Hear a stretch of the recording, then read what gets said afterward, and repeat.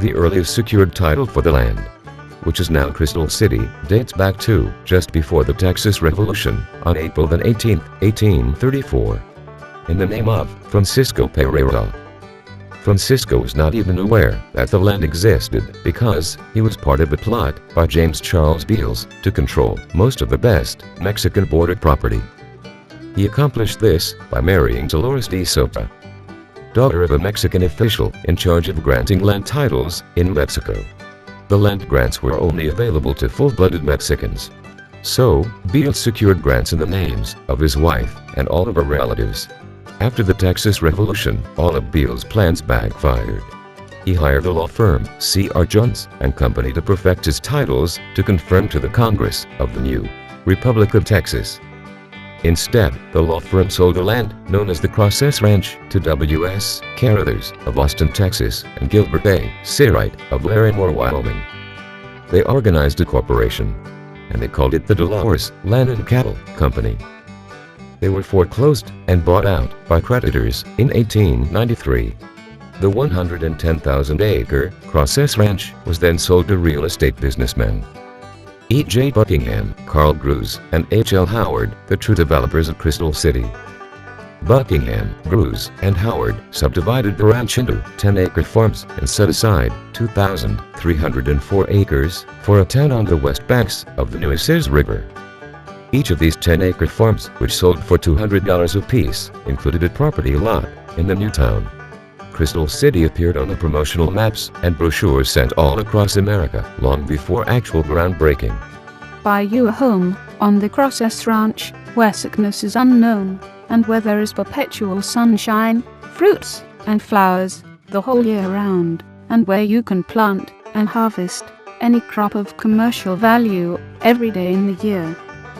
This brochure, along with extensive advertising, encouraged people from all over the United States and a number of foreign countries to settle in Crystal City. The town was named after the crystal clear water of the artesian wells in the area. The first water well for the town was drilled in 1907. A year later, the Crystal City Water Works was incorporated by Buckingham, Grusz, and J.M. McGinnis. The Crystal City boom had started. People came into town by the dozens. James Marion McGinnis was the true father at Crystal City. He purchased the first lot in the new town. He brought in the first load of lumber from Uvalde and unloaded it in his property at exactly 2 p.m. on Sunday, July 4, 1907, and broke ground for the first building in Crystal City, a hotel he called the Zavala. His hotel was the first money-earning business which provided a place to stay for other prospective buyers. On September 23, 1908, his son, Mason Gillum McGinnis, would become the first Crystal City-born resident of the new town. Lake Street was supposed to be the main business district, which is why the street was made 80 feet wide and all its lots are only 25 feet wide instead of the customary 50 feet wide for homes.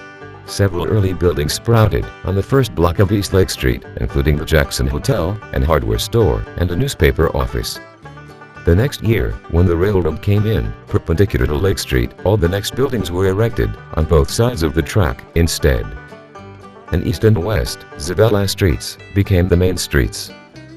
In the next 3 years, there was continuous building construction going on all over the new town. Crystal City turned from a landscape of weeds, shrubs, trees, and cactus in 1907 into a booming incorporated town in April 12, 1910, with a population of 530. In 1908, the town acquired a post office, railroad service to Uvalde, the first school building, a newspaper office, the Del Rio and Western telephone service, and a lumber yard.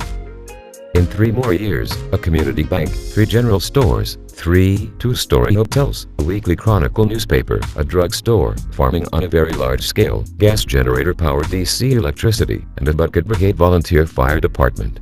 The fire alarm siren consisted of residents near the fire and their shotguns in the air. A very popular hotel in Crystal City was the Crosses Hotel. It even had the first city jail directly behind it. The Crosses Hotel was located on East Zavella Street, next to a small Magnolia gasoline station and the Sparks brick building, which later became the Crystal Roxall drugstore. Yes, Crystal City already had a gas station in 1909, as you can see from this 1936 southeast view of the hotel. It sat between the Crosses Hotel and the Sparks brick building.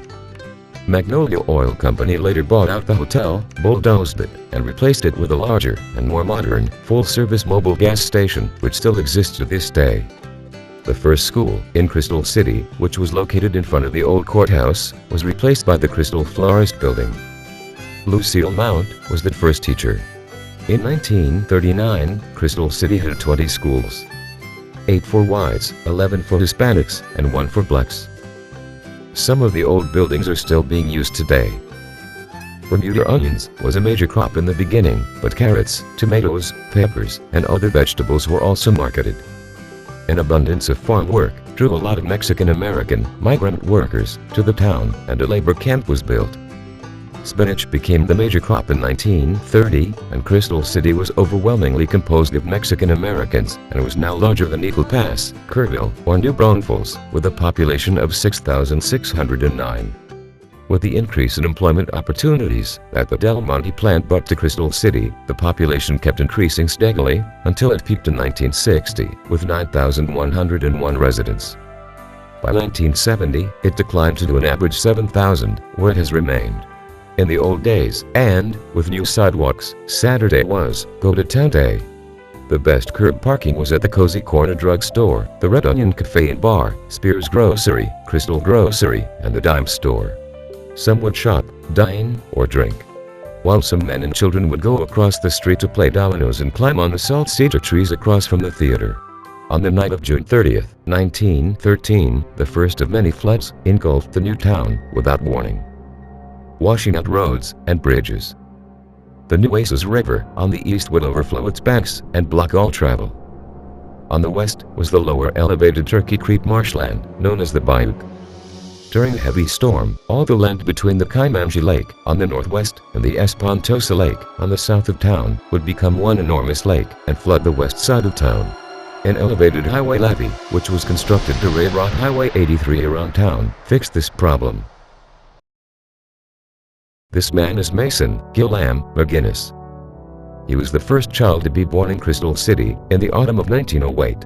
According to local newspapers, it seems like all newborn Crystal City residents were now born in Dimmitt County Memorial Hospital. If this is true, could it be that, in the next generation or two, the era of the Crystal City-born natives, like us, will come to an end?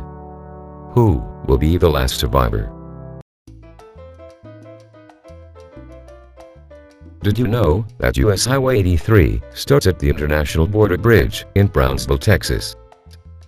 Then it heads on west to Crystal City, where it zigzags its way straight north through the United States, and ends up smack in the middle of Canada, in the small town of Swan River, Manitoba, near Saskatchewan.